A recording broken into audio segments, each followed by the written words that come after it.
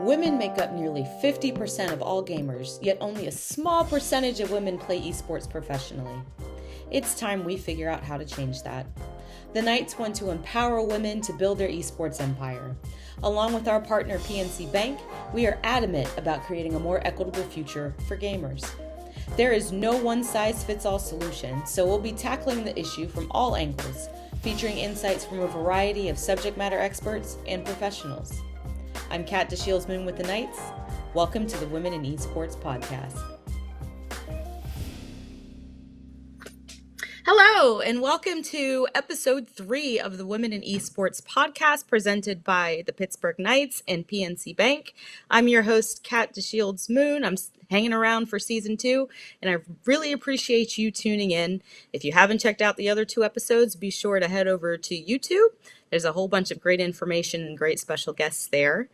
Today, we are going to cover careers in esports. So we're going to tackle how you get into the industry, navigating the space, and how women can level up their career trajectory, which are all awesome and timely topics as the industry continues to grow. So sometimes you are faced with the impossible choice between awesome and awesome. So I think it's pretty awesome that we have 2 awesome guests for today's show. Please join me in welcoming Auverin Morrow. She is the Esports brand manager for Hi-Rez Studios, and Dmitri Shan, lead project manager for Skillshot Media. Welcome. Hi. Hello. Thank you. So to get things started, let's go ahead with simple introductions and a icebreaker question. So please take a minute to introduce yourself and then share how you got into the gaming and esports industry. So Auverin, let's start with you. For sure. I'm Auverin Morrow, Esports brand manager for Hi-Rez Studios and Hi-Rez Productions. I've been with Hi-Rez for going on 4 years now. But I got into the industry through a games journalism track. I was very interested in editing when I was in college, so I took just a weekend editing job at a local games publication and sort of climbed the ladder there. And then while I was doing my reporting for that publication, I happened across esports, and there was an esports circuit that I fell in love with, and it was SMITE Esports, and I was like, you know what? I kind of want to do this forever. So I put my nose to the ground, snuffed out a job over in their esports department, and here we are. Oh, that's awesome. Awesome. And we're definitely going to talk about that games journalism bit because that is very popular along with esports. Dmitri, tell us about how you got your start in the industry. Yeah, so my name's Dmitri Shan, and I am a project manager over at Skillshot Media. Kind of got my start by volunteering for the Hi-Rez Expo. So the company that Auverin works for, they have like the World Championship every year. And as a poor college student, I was like, let's go get a part-time job that paid relatively well. So went and volunteered over there, met my current bosses there, and then applied for a job. And then the rest was kind of history. So that's me. That's awesome. Well, welcome to the show. Thanks so much for lending your time and expertise. We're excited to have you. So let's jump into the nitty gritty. As a woman, do you feel getting a job or keeping a job in the esports industry is different than if you're a man? I would say yes on both accounts. I think getting a job is a little bit harder. This is obviously a male-dominated industry, so a lot of the people that you interview with, a lot of your hiring managers are going to be male. And esports, I think, like a lot of other parts of the game industry, runs heavily on who you know, not what you know. And oftentimes, when women are precluded from gaming spaces, even at the casual level, that has a trickle-up effect, sort of to even the career and professional level, where that continues to happen. And then keeping a job is kind of a similar thing.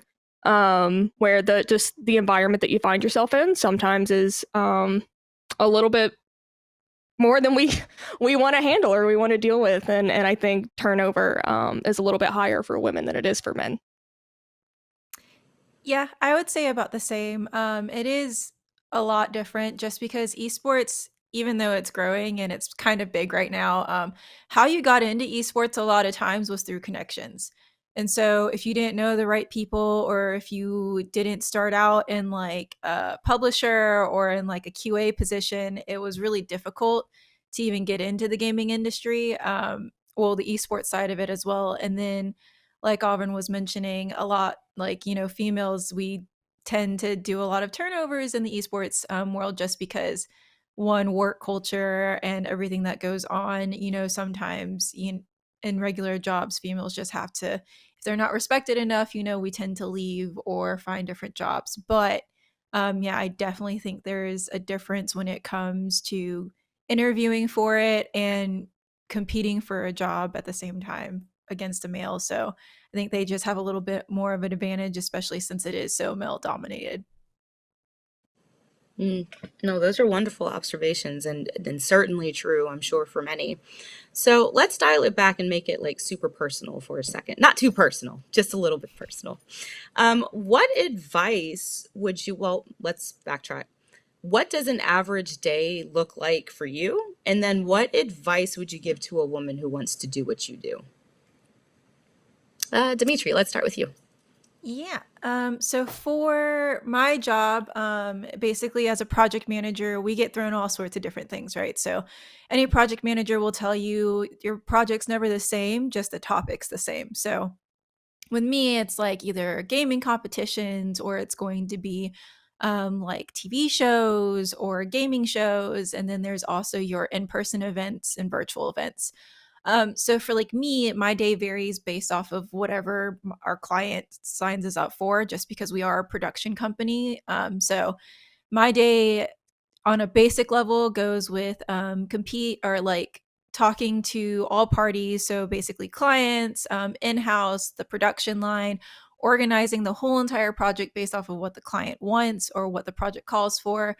And then handling like the nooks and crannies between like financial, legal and whatnot, and things like that. So that's generally my typical day.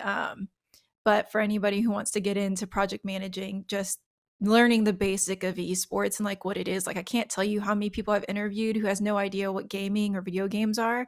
Just getting your basics down, and I think the rest will come as you do the projects and you're being trained and taught. So that's me. Auverin? It's kind of similar for me day to day in that it's something new every day. There is no real day to day. It's just whatever gets thrown our way that day, that's what we're working on.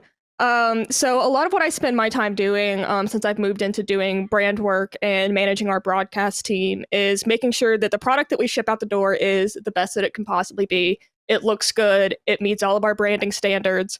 And it's engaging to the community. And meets the goals that we've set out for ourselves internally. And then on top of that, I'm managing our broadcast team, doing all the people management, making sure that they're empowered to do the jobs that they're there to do, and then helping facilitate projects, especially with integrations over on game side. So all of our in-game integrations, cosmetics, merch, all of that, I help out with all those projects. And I think the advice that I would give to somebody who wants to do what I do, is to stick it out, be willing to own up to your mistakes when you make them, and then learn from them. But really, a lot of it is not letting other people intimidate you and not being afraid to rise to a challenge. There are a lot of things that I've done on this job that I did not feel prepared to do, but in a sense, I guess that's what makes leaders, is being willing to step up and do what needs to be done, and to execute it as well as you possibly can. So just don't let other people undersell your value to you, because we all have a lot to offer. Man, I feel like this, like half of what we've already talked about should be a TED Talk. So it's in your future if you haven't considered it. Just putting that out there in the universe. So Auverin, sticking with that advice that you provided, which is it's so impactful.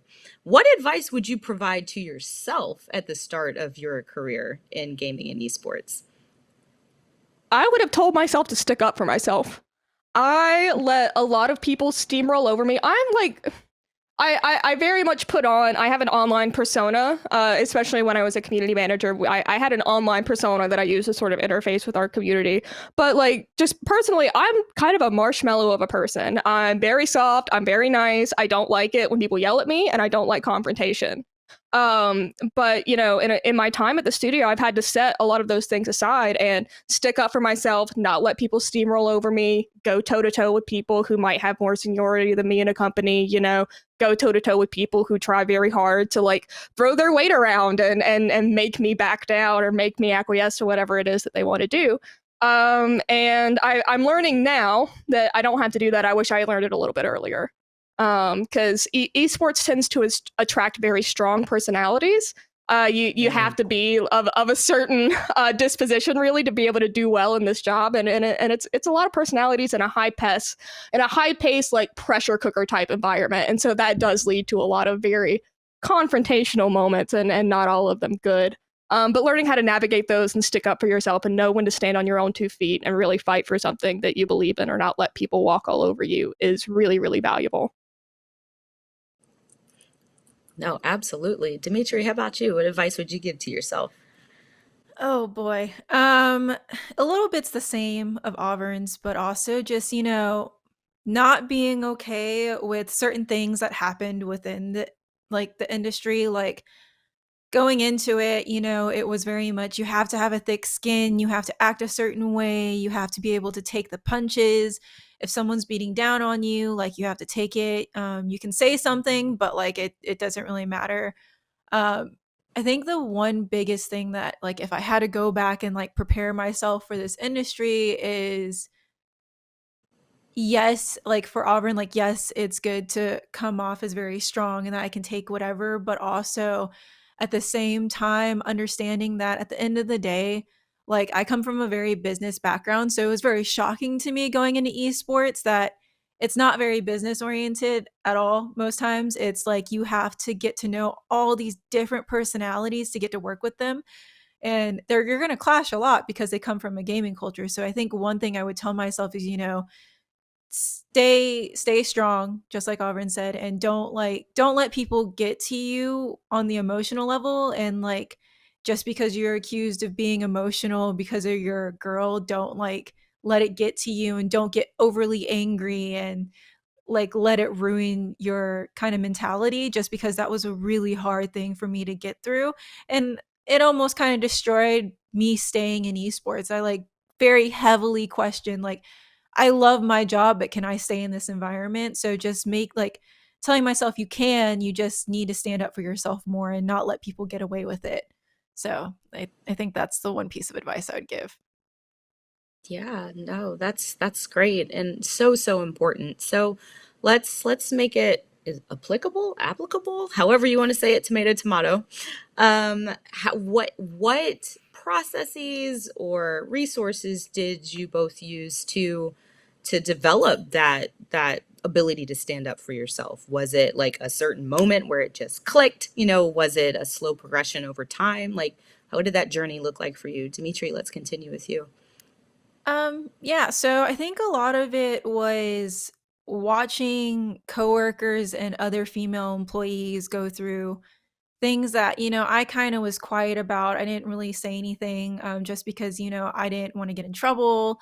I also didn't want to like get in trouble with HR or get involved in the situation. So I think a lot of it was watching them and then realizing that it was happening to me. So mine was just like a slow progression. I'm like between like we all three know each other. I'm a very blunt person, and I'm very like I don't hide my expression if I think you do something not correct. So and like I know you and Auburn have seen it a lot when it like certain people do things to me. But it was watching all of that happen and being a little bit in denial about like, oh, that's not me because I'm such a strong person and I'm so blunt and I'm so confrontational, like that's not happening to me. But then realizing, yeah, no, it is happening to you. And just because you're blunt or confrontational, you're not when it happens to you. So that was my progression of getting there and understanding and slowly standing up for myself and being like, I know what I'm talking about. Don't tell me that I'm just a girl and I don't know what I'm talking about. Or don't tell me I have all these friends because they're all boys and like they're flirting with me and that I should be cautious of everything, and making me very insecure a lot. So I think a lot of it was just watching and growing. And like actually within the past like year or two is the only time that I actually started standing up for myself and being like, no, that's not right. Learning to be in a very professional manner. I'll say that to say that well. But that's kind of my progression and where I've come to learn to take the advice that I would have given myself. No, that's awesome. Auverin, how about you? Well, first of all, I have a great therapist. She's amazing. That is important. Yeah.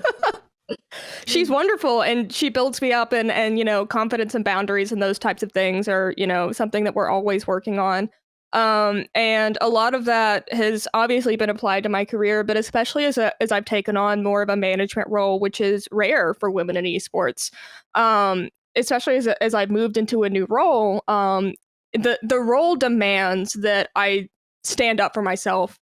That, you know, I'm a more active player in the things that we do and the way that we shape our product, and that means going toe to toe with other people who are managers in the department and really fighting for what I think is right.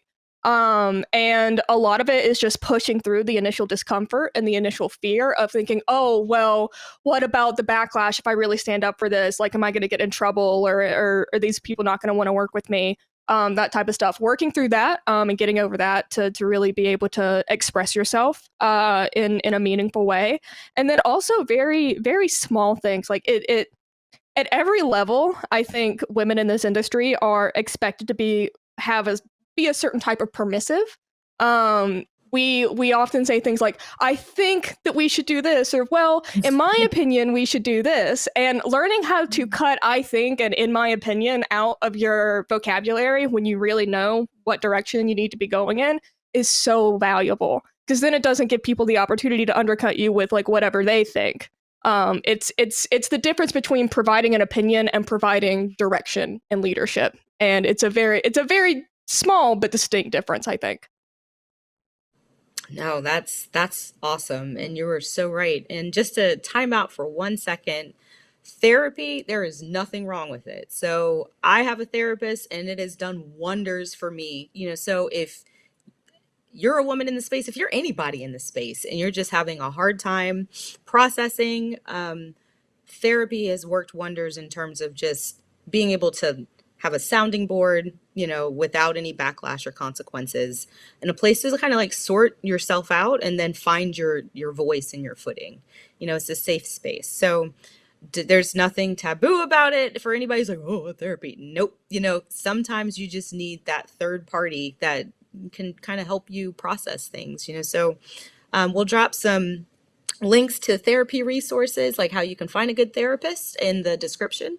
It's down below, so definitely check them out and go on and be great. But we're going to get back to these wonderful insights that Auverin and Dmitri are dropping. I love it. Okay, so for somebody that is considering getting into the gaming and esports space, or is just getting started in the gaming and esports industry, how do you maneuver?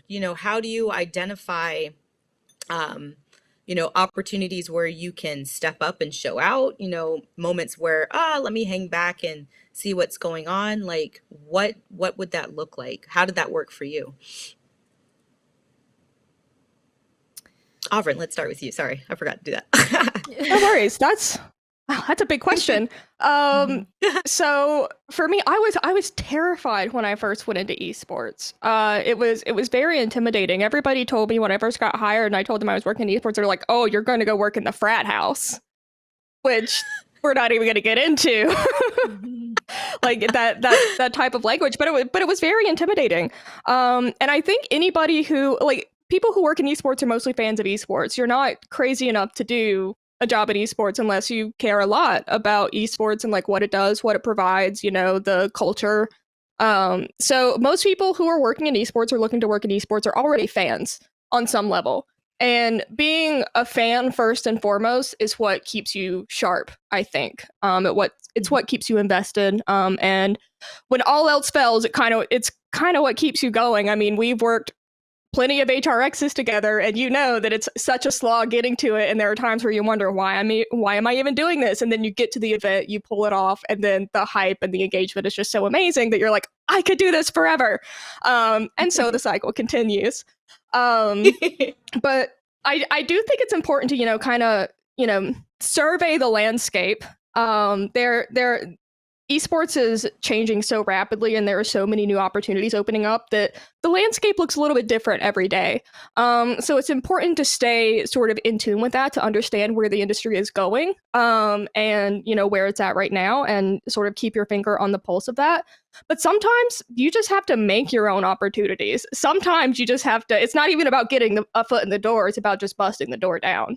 And making sure that you're seen, making sure that you're heard. One thing we do at Hi-Rez is we like to really hire people out of the community, because we found that passionate community members make the best employees long term.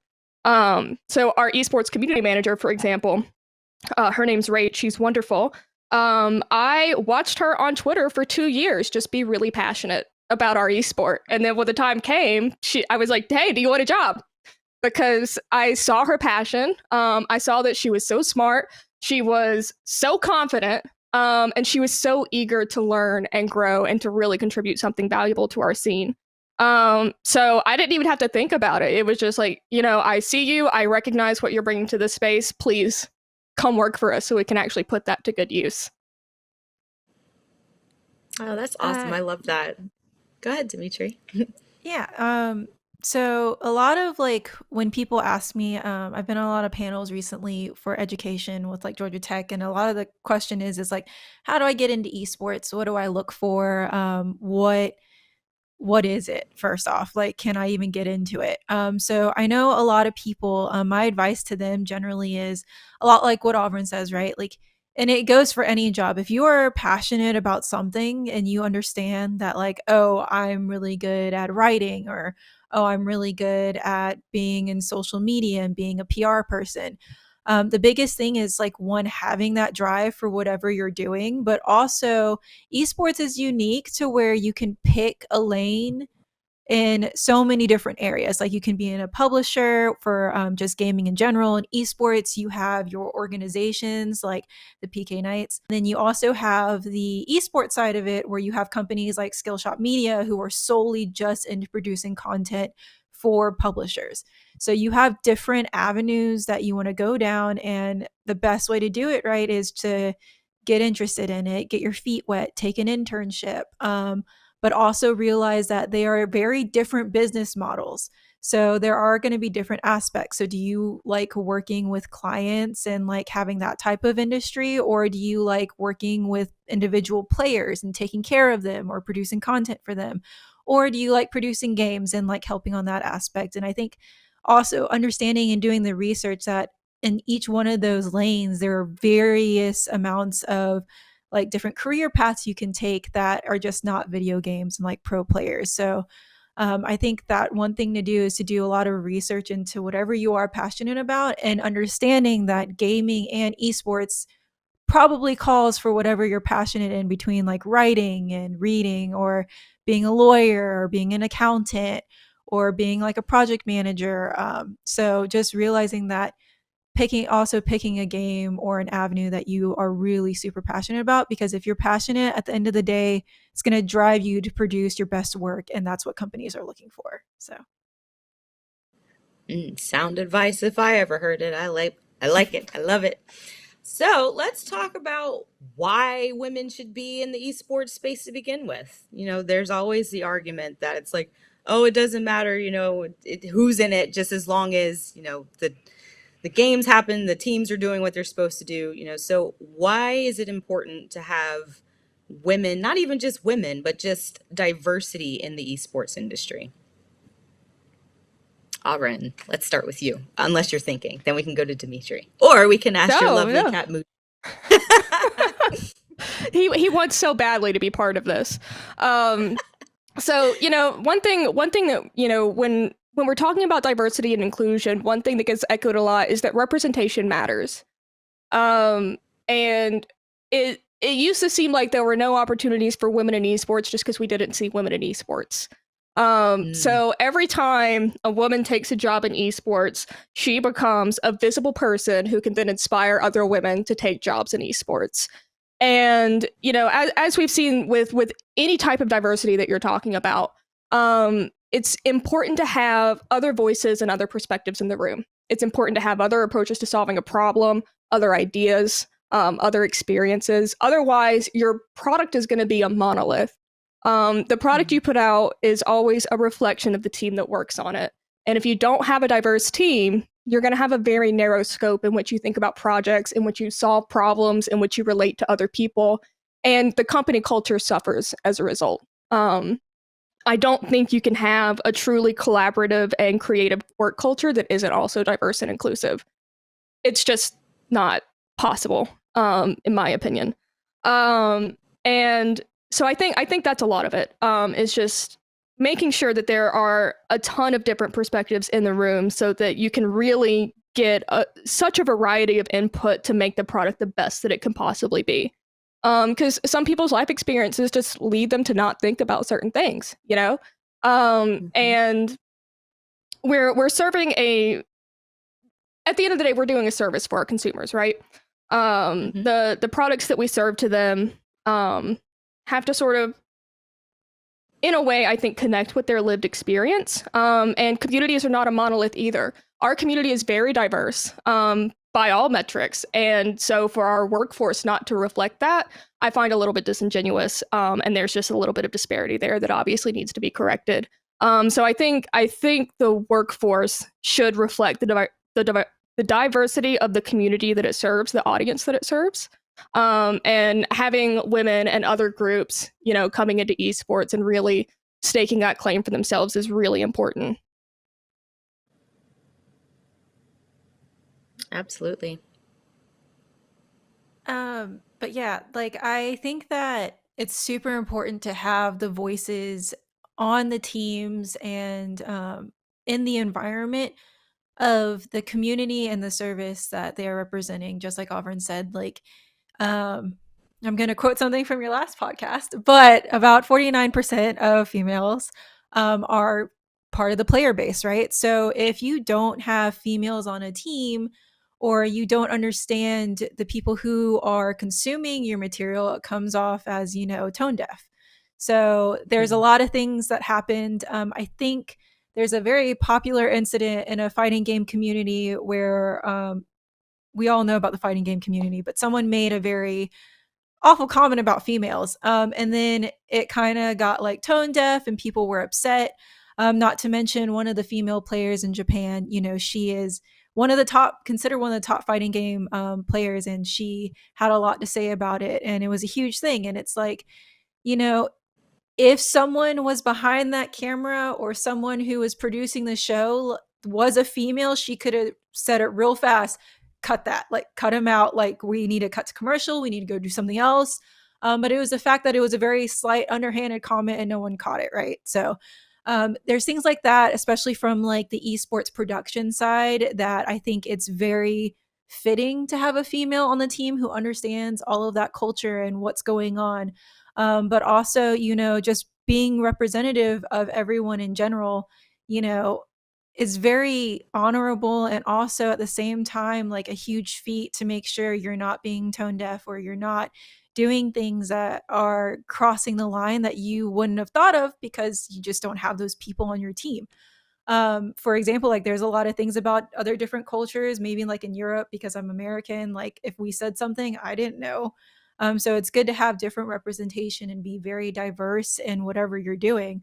Also, maybe, you know, not having, if you don't have a team member or you can't, like your company technically can't afford the diversity, just getting opinions and talking to that community and getting their opinion and making sure that you're covering all your bases, and also just being, you know, educating yourself, because no one wants to be that person. Like, you're only as smart as you know, but that's not an excuse. So No, wonderful points. I love it. So, Auverin, you made a comment, and Dmitri, you agreed that, sometimes you're the first woman in a space, and then now you have all of these other, young girls, young women, the industry, whoever looking at you, and they're like, oh, well, that's Dmitri and she's the only female project manager, or, that's Kat and she's the only Black woman on staff. How do you that's pressure, right? There's some inherent pressure with being the first and having that on your shoulders. So what advice would you give to women who are the first at their respective organizations? And then what are some things that you've done to navigate, that burden of responsibility? I think that so I was very blessed to go into Hi-Rez, who surprisingly had a lot of female employees. I was very happy to see that there were a lot of different women.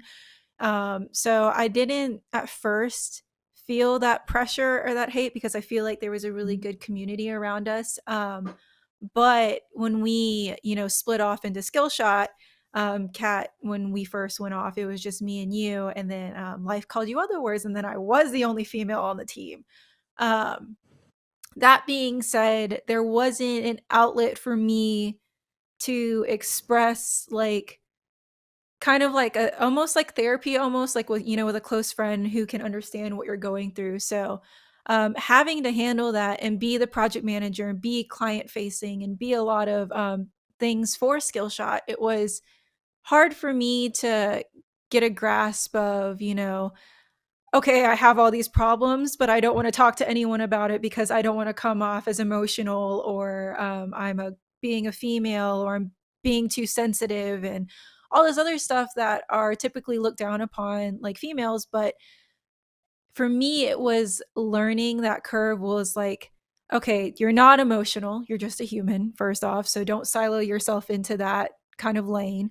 Also, you are strong. You're not overreacting. You're not being crazy, because if you were a man, you wouldn't be called emotional. So, having a thicker skin when it comes to people and understanding that our industry is still changing, and that we're still getting to a point where it's becoming normalized to be able for us to express our emotions. It's just, be strong. Don't let their comments cause insecurities. Don't let it get to you. If someone makes like a slight comment about being like, oh, it's great that you're a female, it's like, don't let that get under your skin. It's like things are still changing and progressing. And just make sure that at the end of the day, you do have someone you can talk to about it. Like Kat, I know you've been like a great person for me to turn to, because I'll call you all the time and be like, am I overreacting? Tell me honestly. And you'll be like, no, you're not overreacting. So, utilizing the people maybe, not in your company, but in the same area. And also, it goes back to your like a therapy again. Like I think therapy is so important because that is a safe space where you can have an honest conversation and get to what the actual root of the problem is that may be causing pain or issues. So I think that one advice and issue of going into like being the only female is like, it's okay to be like a female in the space and compete and be honest, because at the end of the day, we're all humans. There isn't like a gender. So it's probably what I would say about that. Yeah, I absolutely agree about having a support system, and I encourage having a support system that's outside of your job. Especially if you're the first woman in your role, you are not going to have a support network at your job that is going to be able to really give you what you need. So seeking that externally, and having that in place as you try to, embark on this journey is really, really valuable, and it helps a lot. And another thing that's helped me is learning not to, this might sound kind of weird, learning not to take it so personally. When things like microaggressions happen, when people make comments, when people call out my gender in some effort to denigrate me or to dismiss my ideas. It's important to remember that it's not personal. It's not about you as a person or your value as a worker or a human being. It's a preconceived idea about an entire group of people. And whether it was you in the chair or a different woman in the chair, they would be acting exactly the same way. Which helps with not internalizing it quite as much as you would otherwise. And being the first is lonely. Being a trailblazer is lonely. And it can be a burden in that sense, because there is a lot riding on you. You're setting an expectation. But it's also an opportunity in the same sense, I think. You have an opportunity to set the tone for what women are like in the workplace, set the tone for what women can accomplish in the workplace. And most importantly, and I'm just now, 4 years into my career at this company, seeing sort of the fruits of this, laying down groundwork so that other women and other groups who come after you don't have to go through the same thing. No, that's absolutely. That was wonderful insight. Thank you both so much for sharing. So we could definitely talk for like 4.5 hours, if not more, about so many things related to this, but time is not infinite, and both Dmitri and Auverin have other things to do. So we're going to round this out with just a couple of more questions to close things out. So esports organizations in particular, what can be done in this space to create a more inclusive and accepting place for women who want to engage either as players, as aspiring esports pros or current esports pros, and then as professionals like yourselves? It's kind of something you have to, I think, studios, organizations, whatever entity you're talking about, you kind of have to attack it on both fronts. You have to have a leadership culture, a managerial culture that is empowering to women and other groups, that's inclusive, that actively seeks out diversity, and not just to check a quota box, but because they actually value what diversity and inclusion bring to their organization. I'm very blessed to work for a company that believes strongly in that, and actively pursues values of diversity and inclusion. And at the same time, a lot of it starts at the leadership level, but especially when you're talking about like a game studio or even a community, it also starts at the grassroots level. A lot of times the patterns of behavior that women see that intimidate them or otherwise push them out of gaming start when they're playing games, when they're queuing up casuals and multiplayer. So we have to create grassroots communities that are welcoming and open to women. So we have to start at the bottom and also have it happen at the top. And then those two things kind of converge in the middle to create a full vertical where women feel encouraged to be involved at every single level. Yeah, like I think Auverin in her last point also had like a very interesting point that I 100% agree with. It's like it's the whole concept that you have to let people make mistakes in order for them to realize what's wrong and what's right. So, for example, like if we're going into a meeting or whatnot, someone does make a side-handed comment, not taking it personally, but also understanding we have to have some type of leeway to not let these people be afraid of making mistakes. So, for example, like the cancel culture and whatnot, like if people are so afraid to say anything or do anything, like how are they going to ever know they're wrong if they never do it and someone doesn't correct them? So I think making a space that's comfortable and for people to realize don't overreact when someone calls you out for something, but also for that person calling you out, don't be so harsh on them because they're learning just like everyone else is. Also going into like making more of a safe place for everyone, I definitely agree with we have to enable and empower the people who we want to take over, next generations and whatnot. And just because we're not seeing it now, it doesn't mean that it doesn't exist. Like when I work with NACE, the college esports companies, there are so many girl players. Like we even had a bunch of them compete in like the championships this recently, and even in the high school scene, there's so many female players. And as long as we're empowering and we're giving them examples that yes, it is okay to play video games, it is not a boy thing, and we continue to echo out those kind of messages, I think it's going to definitely grow and start investing in a more safe place for females to start rising up and taking more jobs. Because remember, at the end of the day, we all come from a video game background. We all come from gaming culture. And back then, there wasn't a lot of females because of the toxic culture. And a lot of that is dying down now, but we have to continuously feed the growth and make sure we're not going back to how things were and letting people get away with toxicity in a constructive way, also not in a hateful way. So I think investing in a safer space to allow the generations to grow is going to be what changes a lot of it, because we are seeing change, but it's going to come with the lower generation. So investing that time into that community and making sure that they understand what's right and wrong is super important. Absolutely. So you were talking about change, so that feeds right into the next question. What is your greatest hope for the future of esports? I know, big question there. Mm. I can kick that. Like, I don't. I think my greatest hope. I mean, I think a lot of people would echo this, especially if they're not in the majority in the industry, is to holistically make a more inclusive space for everybody. Because it's like, when you get different people from different backgrounds, even different games, in the same room talking about it, the energy, it just stacks on top of each other.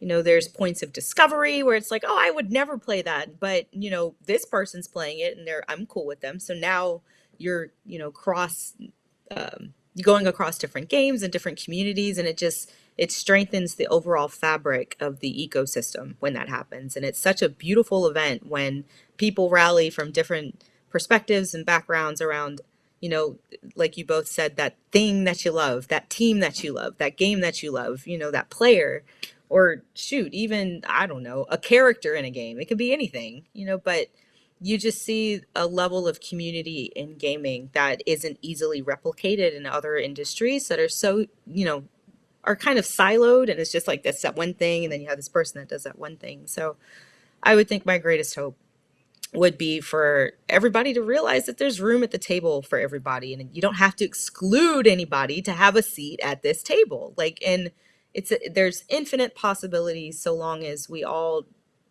try our very best to be a decent and kind human being. So hopefully my rambling gave you a little bit of time to think. I know I've been throwing some big questions at you. You guys have been handling it like champs. I love it. I think. Yeah. Oh, sorry. No, go ahead, Auverin, go. I think that my biggest hope for esports is that the industry at large will finally understand and embrace that esports is the great equalizer.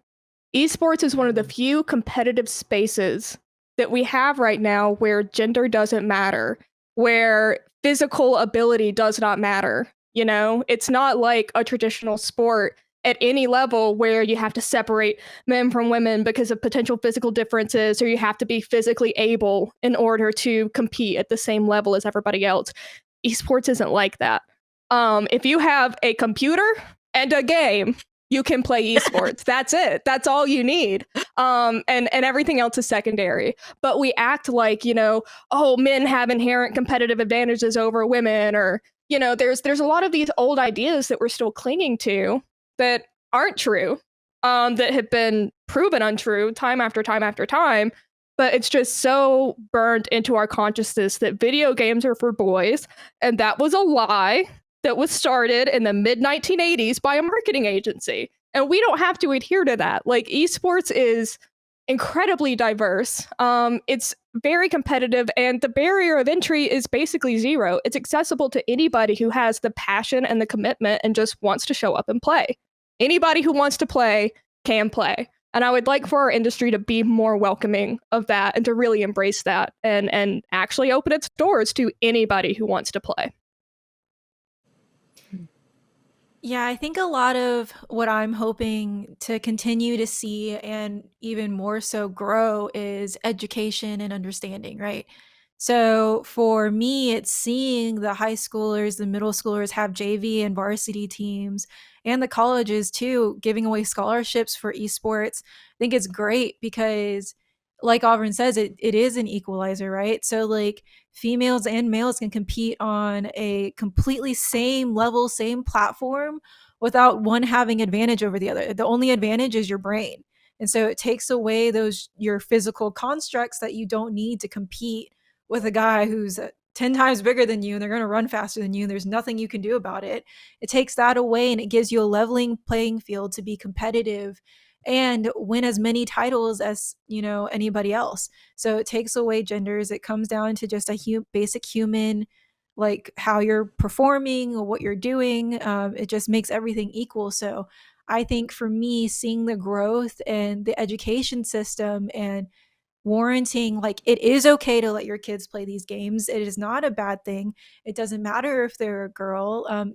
Giving understanding to those parents, so that way we can see more female pro players, but also just see more females and kids in general expressing and going through something that they love, and it being something serious and not something that's like a joke. Because I know when I bring up esports to people, they're like, you work with video games? Like you do the video game thing? And I'm like, kind of. Sure, yes. My topic is on video games, but I'm a very business oriented person and my job is very serious and it makes a lot of money. So don't make fun of me. So I think that's what I'm looking forward is education and growth and understanding and future generations and seeing where it goes in like 10 years. Absolutely. And yeah, no, you're right on target. My favorite question is, oh, so you work in video games? Yes. Do you play video games? Okay. Yeah. Nah, just nah, not at all. I'm a competitive solitaire player. That's what I do. Oh boy. All right. No, that's awesome. And I'd love to close with one last question. Kind of, continuing the theme that we've talked about. What can, if there was one thing that a man could do in the space to make it just a little bit easier for a female coworker, what piece of advice would you give them? Auverin, let's start with you, if you don't mind. Call out bad behavior when you see it. A lot of women, when they call out behavior that is not acceptable in the workplace or that has no place in the industry, their feelings are minimized, they're pushed out, they're mocked. Investigations are opened and closed with no action taken, or they don't say anything because we've been conditioned to just not stick up for ourselves and not fend for ourselves and take it on the chin and keep on moving. So one of the best things that men can do is when other men are acting poorly, call them out on it and teach them how to be better and to be an exemplary role model for how we treat each other in this space, regardless of race, gender, anything. And especially if you're in a leadership role, please be open to bringing women onto your team. Don't think that, oh, they'll be uncomfortable if they're surrounded by men. That's how you continue to have a team with nothing but men on it. Somebody's going to have to be the icebreaker, and you're going to have to be the one to put them there. So don't be afraid to hire women onto your team. I promise you will be better for it. And just make sure that they're comfortable. Just check in with them. I have plenty of male coworkers who are always checking in, being like, hey, that wasn't cool. You good? Like, do I need to, help you handle a situation? And I also have male coworkers that I know I can go to when I'm having issues with the way that I'm being treated in the office or other things, things that you may not immediately want to escalate to HR, for example. It's good I would encourage men to be that person, that sounding board, that I don't want to say protector, because I think that's maybe a problematic term to ascribe to it. But to be a good ally, just be a good ally, and make sure that the women in your space are getting the same opportunities, are getting the same treatment, and getting the same respect. Yeah, and I think my advice would be to just be a good ally. I think that's my same advice, but also for men to understand what being a good ally means, because a lot of times I think that gets mixed up with like what Auverin says is like being the knight in shining armor or being overprotective, and it's like we don't need you to protect us. We just need you to be present, and then when something does happen, acknowledge that it was bad, tell the other person like, hey, what you did wasn't really cool, and this is why. And then also, I know it's a huge thing to ask, but it's like the one thing that I say to everyone, it's be very open-minded and be empathetic. Like, put yourself in that person's shoes, and would you like to be talked down or talked to the way that you just talked to them? Like, if someone else were to do that to you, would you actually be okay with it? And just, understand why your words hurt that person, even though you may not be sensitive. Why did your actions cause a reaction? And like, just think about it for a little bit, because I guarantee you, if everyone just thought about it for a second, they would completely understand. And even though you don't have to say like, oh, I think you're right, just acknowledgement of understanding of why that person is hurt, and understanding that I caused that, even though I may not agree with it, I know that I caused that and I am sorry. And I understand why it hurt you. I think that would do wonders for people to just be empathetic and keep an open mind. And this is kind of a small thing. Sorry, this is kind of a small thing, but I do want to add it. Don't be that guy who walks into a group meeting, an all-hands situation or whatever, and goes, "Okay, guys. Oh, and girls, I'm so sorry. Please stop that. Please just say everyone." I agree. Folks, there are so many collective terms that you can use. It feels so condescending.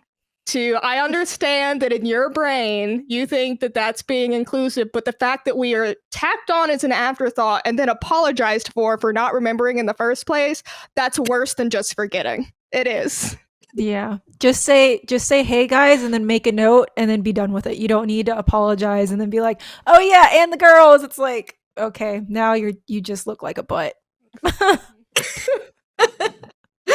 Oh, that's great. And I'm guilty on this podcast of being like, "Yeah, guys." So it's definitely a condition thing, for a lot of folks. But yes, hey friends, hey y'all, hey people, whatever. Like that's an excellent point. Fantastic. Well, thank you both so much for your time and insight today. You both have dropped some gems. I know that other women, there's a lot that they can take away from this conversation. And for people who are allies, are wondering how they can step up and be better or change the workplace culture and some of the things that are happening and create a space that's welcoming to women as professionals, as athletes, anywhere in the gaming and esports industry.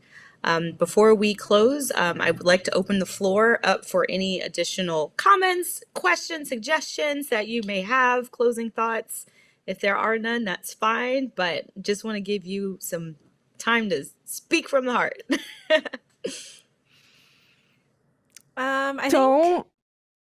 Go ahead, Auverin. You go first. Okay, well, I was gonna say, at the end of the day, everyone's human. We're always gonna have problems. We're always gonna have issues that we have to fight for and that we need to change. But at the same time, just remember, everyone's human. Everyone's learning. We all make mistakes, and that if you can keep yourself in a human capacity of understanding, which I know for a lot of times it's hard to tell people that because they're like, "I don't know what you're talking about," but just be human, treat each other as an individual being. Don't let whatever experiences that you had with one person affect how you think of like the general populace.